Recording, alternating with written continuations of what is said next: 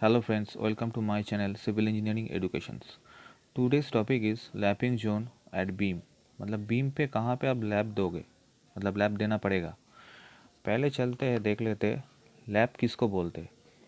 हम लोग का जो स्टैंडर्ड साइज है रॉड का, स्टील का, वो होता है 12 मीटर। वो 12 मीटर साइज होता है, ठीक है।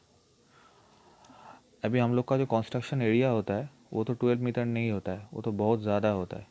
इसीलिए क्या होता है, function of overlap is to transfer load safely. मतलब ओवरलैप हम लोग इसलिए करते हैं जो लोड हम लोग का होता है वो सेफली ट्रांसफ़र कर दे, ठीक है।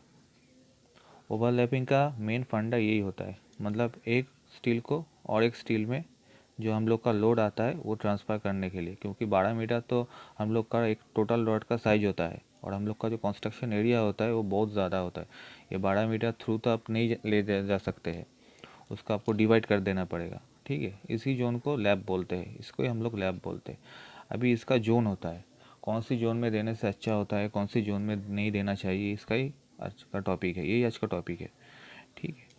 ये एक बीम है, ये दोनों साइड कॉलम है, सपोर्ट है, ठीक है। अगर बीम में यूडीएल लोड ही ज़्यादातर आता है मैक्सिमम स्ट्रक्चर पे, यूनिफॉर्मली डिस्ट्रीब्यूटेड लोडेड, ठीक है। अगर इसके ऊपर लोड आएगा बीम पे तो ये डिफ्लेक्शन होगा ऐसे।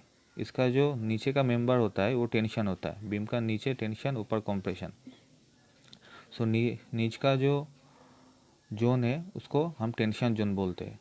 तो ये वाला ऐसे डिफ्लेक्ट होगा पूरा।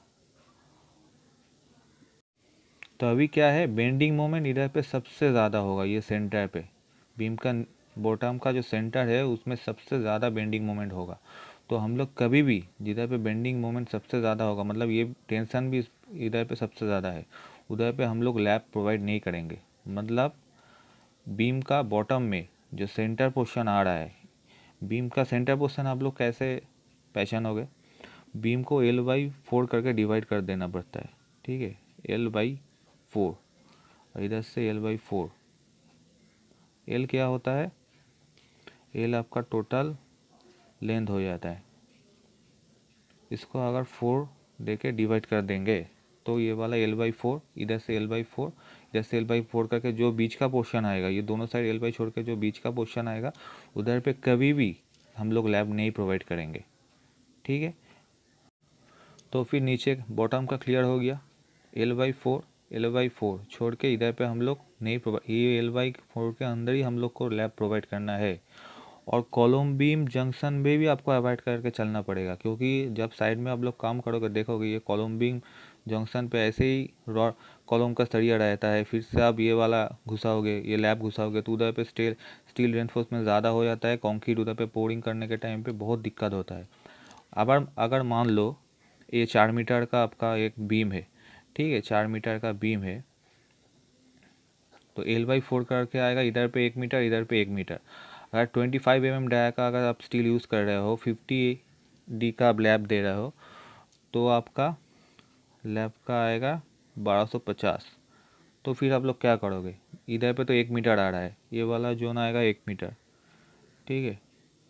1250 आपको लैब देना है, तो 250 mm जो ज़्यादा हो रहा है वो कभी भी L/4 को छोड़ के क्रॉस करके इधर पे नहीं घुसेगा, तब आपको इस साइड पे थोड़ा दे देना है 250 mm।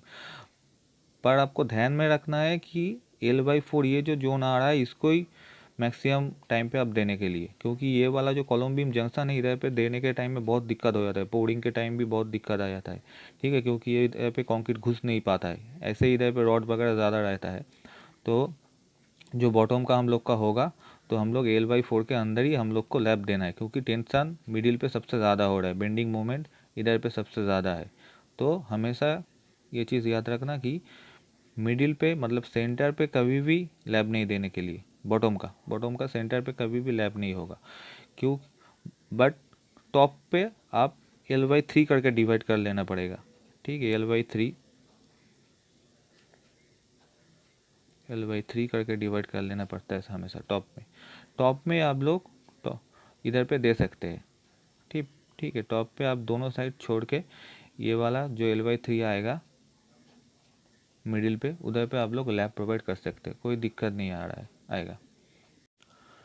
क्योंकि टॉप पे हम लोगों का डिफ्लेक्शन ऐसे नहीं होता है, डिफ्लेक्शन ऐसे होता है और बेंडिंग मोमेंट इधर पे नहीं होता है ज़्यादा, दोनों साइड पे शेयर फोर्स होता है, तो वो उधर से भी आप लोग दूर पे रहेगा, शेयर फोर्स से भी इधर ये जो पॉइंट है वो बहुत दूर है, सो सेंटर में देने पड़ेगा।